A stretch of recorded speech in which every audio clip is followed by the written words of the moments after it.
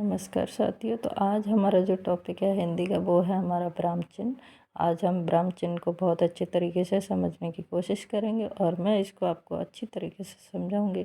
आप इस वीडियो को 1 से 2 बार देखिए, आपको बहुत बेहतरीन तरीके से समझ में आएगा और फिर इसके क्वेश्चंस हम कुछ लगाएंगे प्रैक्टिस के तौर पर। ठीक है, तो पहले हम जानेंगे चिन्ह, ब्राह्म चिन्ह होता क्या है। जैसे किसी रचना पंक्ति को पढ़ते समय जहाँ थोड़ा सा या ज़्यादा मतलब ठहराव लेते हैं तो लिखते समय इस ठहराव के स्थान पर जो जो चिन्ह लगाए जाते हैं उसे हम विराम चिन्ह कहते हैं। तो मतलब जैसे हम किसी रचना पंक्ति को पढ़ते समय जहाँ हम थोड़ा ज़्यादा ठहराव लेते हैं लिखते समय या पढ़ते समय, तो वहाँ पर हम क्या लगाते हैं, विराम चिन्ह लगाते हैं। तो पहले तो हम समझेंगे कि विराम क्या होता है। विराम का मतलब होता है आराम, ठहराव, विश्राम, रुकना। ठीक है, ये होता है हमारा विराम। फिर हम पढ़ेंगे चिन्ह। चिन्ह क्या है? प्रतीक, निशान, पहचान, संकेत, ये हमारा हो गए विराम चिन्ह।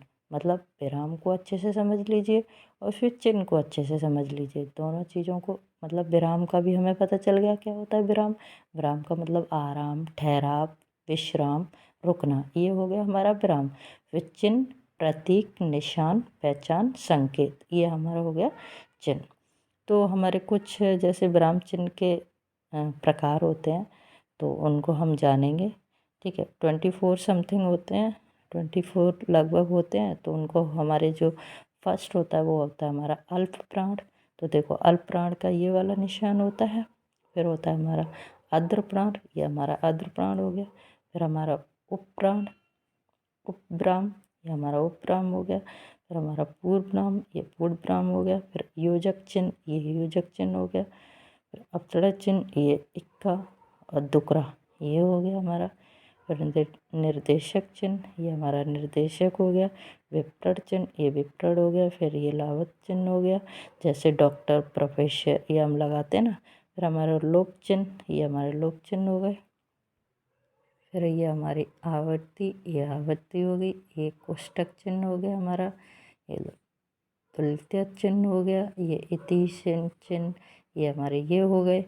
फिर ये 15 नंबर पे ये वाला चिन्ह हो गया हमारा, ये देखिए आप। और फिर 16 पे ये हो गया। फिर 17 पे हमारा रेखांकित या रेखांकित चिन्ह, ये वाला हो गया।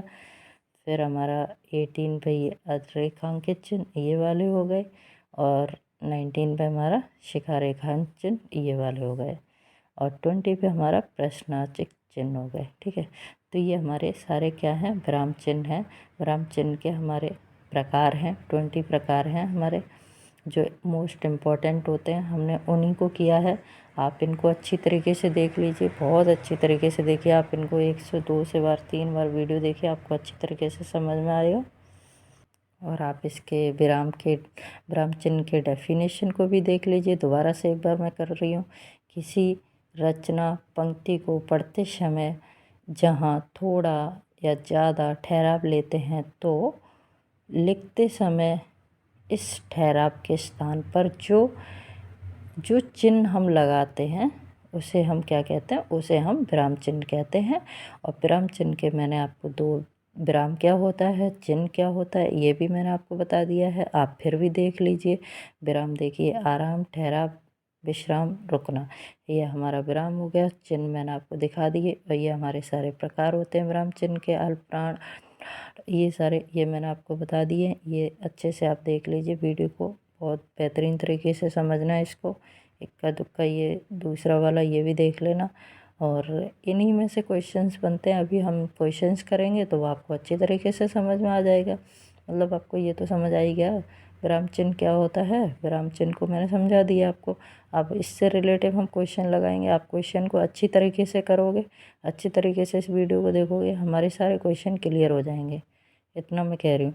लेकिन वीडियोस को हमें देखना पड़ेगा, 1 से 2 बार 3 बार ऐसे देखना, तो आपके सारे क्लियर हो जाएंगे। जिस तरह से मैं टॉपिक वाइज से करवा रही हूँ, आप उसी तरीके से उस वीडियो को देखते जाइए और उन क्वेश्चंस को लगाइए, तो वो हमारा सारा क्लियर हो जाएगा। ठीक है, तो अब हमारा विराम चिन्ह पूरा क्लियर हो गया। डेफिनेशन मैंने आपको दिखाई दिया। ये मेरे खुद सेल्फ नोट्स हैं और जिस तरह से मैंने लिखे हैं, जिस तरह से मैं आपको बता रही हूँ, ये मुझे पता है आपको अच्छे से समझ में आ जाएगा, क्योंकि मैंने एक बहुत ही इजी लैंग्वेज में लिखा है इसको आपको समझाने के लिए, और बहुत ही बेहतरीन तरीके से लिखने की और समझाने की कोशिश की है। और मैं आशा करती हूँ कि आपको समझ ही आया होगा। लेकिन हम क्वेश्चन लगाते हैं, फिर आपको पता चलेगा कि हमारा कितना समझ आया, कितना नहीं आया।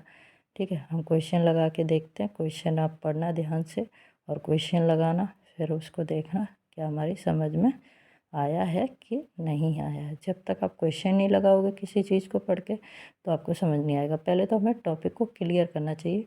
उस टॉपिक से जब आपको क्लियर हो जाएगा तो क्वेश्चन आपके ऑटोमेटिक लग जाते हैं। ठीक है, तो ये मैंने आपको समझा दिया। अब हम क्वेश्चंस करते हैं।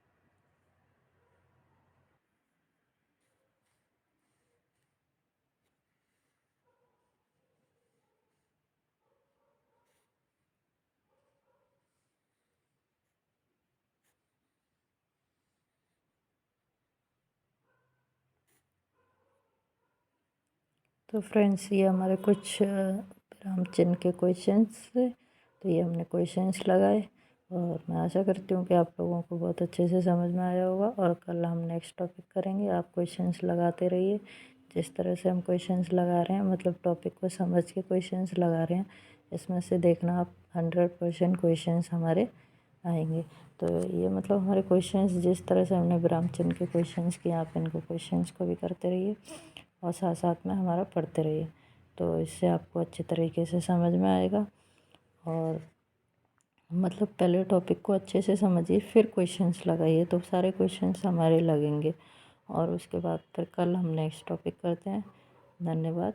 जय हिंद, जय भारत।